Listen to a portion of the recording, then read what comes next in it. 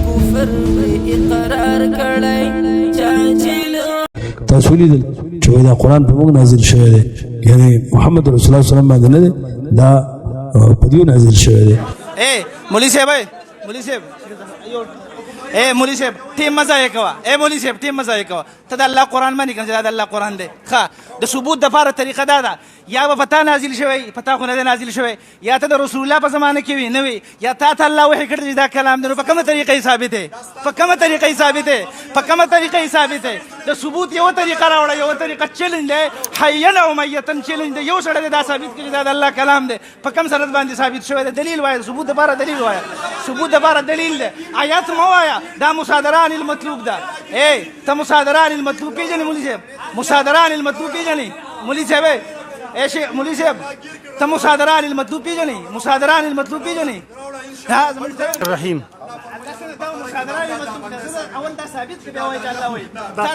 دا به مستدري څه وي شی جاهل دی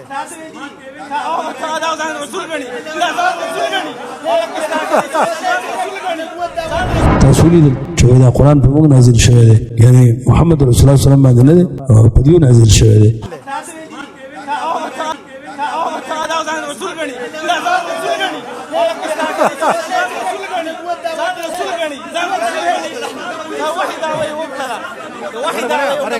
خبر ته وکړه او کله وای دا محمد خو یو سړی و محمد معنا د استعلا شوی د دې مراد خو محمد رسول الله نه دی بلکې بس عام محمد مطلب دا شو چې څوک محمدي بس هغه قرآن نازل شوی دی دا د دې عقیده او دا د دې نظریه ده او کله وای استاسو محمد دسی وي او کله وای استاسو رسول دسی وي د حدیث منکر دا د قرآن منکر ځکه که قرآن منل نو د قرآن ویل چې د پیغمبر به مني الله قسم کړ دی فلا وربک یعنی فلیس الامر كذلك چې دا خدای ځان ته مؤمنان وي کله ځان ته قرآن وي کله بل څه وربک لا يؤمنون زما د ستا په رب قسم چې دا مؤمنان نه دي سلب د ایمان او نفي د ایمان کړی ده او ایمان چې نفي شي نو هغه بل څه خو کفر یې کنه او دا یاد ساتي کله ټول خلک کافر شي کنه نو د الله بادشاہی ته او د الله الوهیت ته او د رب العالمین حاکمیت ته اذن نشي رسوله او کله قرآن منل کنه نو په دې قرآن کې دا دي چې فلا وربک لا یؤمنون الله قسم کړل چې دا خلک مؤمنان نشي کېدی حتی یحکموک فيما شجر بینهم چې نبی پتا په سلینه کړی نو څوک چې محمد رسول الله صلی الله علیه وسلم رسالت داغه سنت داغه احادیث نه مني نو دا د قرآن او د احادیث پرانا کې خارج عن الاسلام دی منکرین حدیث فرقه پرویزیه او د غلام احمد پرویز پیروکار د محمد رسول الله صلی الله علیه وسلم ګستاخ او داغه د سنت ګستاخ او د اسلام دشمنان او د اصل کې دغه کافرو او د انګریزانو د مستشرقینو ایجاد او د ایجنټان دی او د پیروکار دي دیوبندیانو ورونو د طرفه او د علماء دیوبند مکتب فکر د طرفه چې کوم ورونو لیکل کړی دي پوسټونه یې کړی دي. بسم الله الرحمن الرحیم الحمد لله والصلاة والسلام على رسول الله وعلى آله وصحبه أما بعد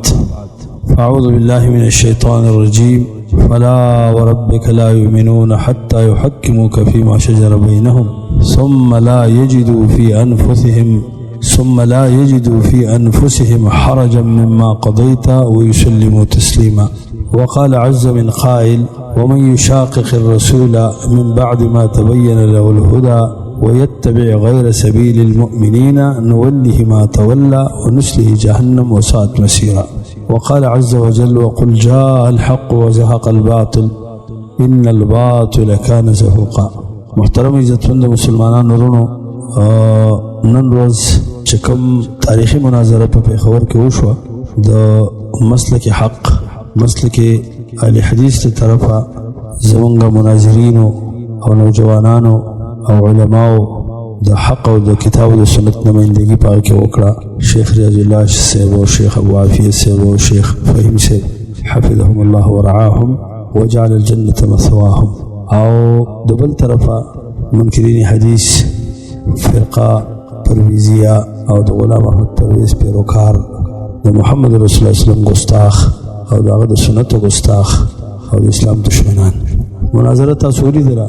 ټول مسلمانانو وکتله د الله په فضل او کرم داغه په احسان او داغه په مهرباني سره دشمن او د اسلام دشمن او د قرآن دشمن او د سنت دشمن هغه څنګه ذلیلان شو الله د ذلت سره دوچار کړه چې لفظي قرآن چاته نه ورځي عربیت خلاله خبره ده او قرآن نشي ویلي غلطه تشریح د قرآن په خپل طبیعت او په خپل رای سره کوي د ایتونو غلط مطلب بیانوي دا دیو ځان ته اهل قرآن وي او موږ سره قرآن ده لکه چې په قرآن پوهېدې نو موږ ویلو چې واقعي د اهل قرآن دي خدا نه په قرآن پوهېږي او نه په حدیثو پوهېږي او نه د اسلام په بل څه حصه باندې پوهېږي جهال دي او عوام دي انپړه دي او په دې فتنه کې ورغلي دي نو زه په دې مناسبت د خپل شورا د طرفه د خپل مسلک د طرفه ټولو مسلمانانو ته بیا خاص کر خپل مناظرینو ته مبارکباد ویم او د الله نه دعا غواړم چې الله سبحانه وتعالی دې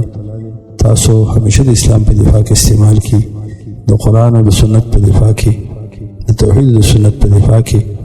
الله په علم او عمل کې برکت واچوه او الله دې دا کوشش او دا سعی او دا محنت قبول کړي او الله دې موږ د خپل رسول سره او د هغه د صحابو سره په قیامت کې زموږ حشر د هغوی سره وکړي او الله دې ورسره په جنتونو کې وزیږي دویمه خبره عزتمندو چې زمونږ د دیوبندیانو وروڼو د طرفه او د علماء دیوبند مکتب فکر د طرفه چې کوم وروڼو لیکل کړي دي پوسټونه یې کړي دي د حوصله افزایي او په تایید د دې مناظرې کې نو زه د هغوی هم ډېر شکریا ادا کوم شکرګزار یم الله دې هغوی ته جزای خیر ورکړي او حقیقت دا دی چې په دې مسله کې موږ او تاسو یو یو زموږ خپل اختلافات هي مسایلو کې اختلاف هي خو په دې کې زموږ اختلاف نشته چې حدیث حجت دی تاسو دیو مني او موږ یې منو او ټول مسلمانان یې مني بغیر د دې یو فرقې دی چې هغه د مخکې نه را روان دي په دې امت کې معتزله خوارج د هغوی دا نظریه وایي چې حدیث حجت نه دی او د حدیثو نه انکار او نن هغه په دې بله ډله باندې او په دې ملک کې تاسو وینئ چې دا د مخکې د فتنه را روان ده په پاک و هند کې او داسې نورو ملکونو ته هم خوره شوې ده او دا اصل کې دغه کافرو او د انګریزانو د مستشرقینو ایجاد او د هغوی ایجنټان دي او د هغوی پیروکار دي الله سبحانه وتعالی به انشاءالله د ذلت سره مخامخ کوي نو په دې مسله کې مونږ او زموږ دیوبندیان وروڼه مونږ انشاءالله په یو سټیج باندې په یو پلیټ فارم باندې مونږ به د یو حوصله افزایي هم کوو د یو بل مدد به هم کوو او انشاءالله په میدانونو کې مونږ به په یو صف کې ولاړ یو په دفاع د حدیث نبوي کې او په دفاع د سنت د نبي صلی الله علیه وسلم کې الله دې هغوی ته جزای خیر ورکړي زه د هغوی شکر ادا کوم درېیم زه دغه ټولو مسلمانانو نه چې د دې فتنې نه متاثره شوي دي د دې میډیا په ذریعه باندې زه اپیل کوم او د هغوی نه التجا کوم توبه وباسئ دغه طرف ته مه ورځئ دا د هلاکت او د تباهۍ دعوت دی دا مه قبلوئ دا هم د حدیثو د انکار په نوم باندې د قرآن نوم منکر کوي ځکه چې حدیثو منکر دا د قرآن منکر دی او که دوی قرآن منلی که نه نو په دې قرآن کې دا دي چې فلا وربک لا یؤمنون الله قسم کړی چې دا خلک مؤمنان نشي کېدی حتی یحکموک فیما شجر بینهم چې نبي به تا فیصلې نه یې کړي او ثم لا یجدوا فی انفسهم حرجا مما قضیت بیا په هغه باندې خفګان نه یې محسوس کړی ویسلموا تسلیما او تا ته پوره تسلیم شوي نه نو څوک چې د محمد رسول الله صلی الله علیه وسلم رسالت داغه سنت داغه احادیث نه مني نو دا د قرآن او د احادیثو په رڼا کې خارج عن الاسلام دی د اسلام سره هیڅ تعلق نشته الله قسم کړی دی فلا وربک یعنی فلیس الامر کذلک چې دا دوی ځان ته مؤمنان وایي کله ځان ته اهل قرآن وایي کله بل څه بل څه وربک لا یؤمنون زما د ستا په رب قسم چې دا مؤمنان نه دي سلب د ایمان او نفي د ایمان یې کړی ده او ایمان چې نفي شي نو هغه بل څه یې خو کفر یې کنه وسله په دې کافر کېږي فإن تولوا فإن الله لا يحب الكافرين کله الله او رسول الله چا مخ واړو دا کافر دی والله دا کافر سره مینه نه کوي فليحذر الذين يخالفون عن امره ان تصيبهم فتنه او يصيبهم عذاب اليم عزت عظیمه فتنه ده حدیث انکار او دا بنا د نبی سلام د امر او دغه د سنت په مخالفت باندې نو زاغه مسلمانانو نه التجا کوم چې څوک د دې متاثر شوي دي هغه دې دغه توبه واسي توبه تایب دي شي الله ته او دا یاد ساتئ که دا ټول خلق کافر شي کنه نو د الله بادشاهي ته او د الله الوهیت ته او د رب العالمین حاکمیت ته هیڅ ضرر نشي رسولی او که دا ټول مؤمنان شي نو د الله څه فایده نشي کولی فایده مخفله نقصان مخفل موږ په خپلونو خفه کېږو جهنم طرف ته مه ځئ د اور طرف ته مه ځئ د خپل نبي نه انکار مه کوئ د هغه د سنتو نه د هغه د خبرو نه انکار مه کوئ تاسو ولیدل چې وایي دا قرآن په موږ نازل شوی دی یعنې محمد رسول الله وسلم باندې نه دی دا په دیو نازل شوی دی او کله وایي دا محمد خو یو سړی و محمد معنا د استعلی شوی د دې نه مراد خو محمد رسول الله نه دی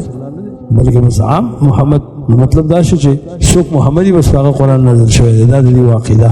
او دا د دې نظریه ده او کله وایي ستاسو محمد داسې وایي او کله وایي ستاسو رسول داسې وایي مونږ ته وایي دا ستاسو رسول دی بېشکه زموږ رسول دی زموږ په ایمان او د دې رسول نه دی د حدیث منکر دا د قرآن منکر ځکه که قرآن یې منلی نو دې قرآن ویل دي چې د پیغمبر به منئ او د هغه سنت او د هغه حدیث به منئ څنګه چې قرآن واحده احادیث واحده وانزل الله علیک الکتاب والحکمه الله په تا کتاب را لېږلی دی او حکمت سنت احادیث را لېږلي دي دا دواړه وحی منزله ده او دواړه حجت دي او دواړه مصادر د اسلام دي څلورم زه د مسلمانانو نه دا اپیل کوم چې د دې خلکو بیانات وانورئ میډیا باندې د دې بیانات وانورئ د دې خبرو ته غوږ کې نه ږدئ ځکه فتنه کې واقع دي نو د فتنې والو خبرې اورېدل او زما عزتمند هغې ته غوږ ایښودل یا هغې ته نږدې ورتلل دا په فتنه کې واقع کېږي نو زما درخواست دی د خپلو عوامو مسلمانانو وروڼو نه چې د داسې فتنو والو نه ځان وساتئ په میډیا د هغې خبرې مه اورئ هر چا چې د قرآن او د سنت خلاف خبره کوله او د نبي اسلام د سنتو رد یې کاوه په هغې نقد کاوه نو د هغې خبرې مه اورئ د دې نه ځان وساتئ قرآن موږ دې نه منع کړي نبي صاحب موږ دې نه منع کړي سلف صالحینو موږ دې نه منع کړي چې د اهل الاهوا او د اهل بدعو سره به ناسته پاسته د هغوی خبرې اترې اورېدل دا به نه کوئ کنې ګمراه به شئ په خپل دین کې به مو شک پیدا شي نو د دې خلکو نه لرې اوسئ د دې نه په ډډه باندې اوسئ د الله د عذاب سره مخامخ شوي دي او د الله د غریب سره مخامخ دي او الله سبحانه وتعالی به د خپل دین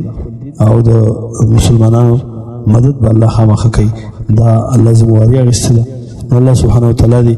دا مناظره چې کوم نن شوې ده کامیابه مناظره او دا د دغه علماو نه په خپل دربار عالیه قبوله کړي او زه بیا هم دوی ته مبارکباد وایم او د خپل جماعت د طرفه د خپلو علماو د طرفه د خپلو مشرانو د طرفه زموږ چې کوم د مناظرینو ټیم دی دوی ته زه مبارکباد وایم الله دې یو سعی قبوله کړي او الله د مسلمانانو د دغه فتنې نه وساتي او د ټولو فتنو نه چې اخره فتنه د دجال ده او داسې نور فتن او ټول د مسلمانانو حفاظت وکړي صلی الله تعالی علی خیر خلقه محمد و آله وصحبه اجمعین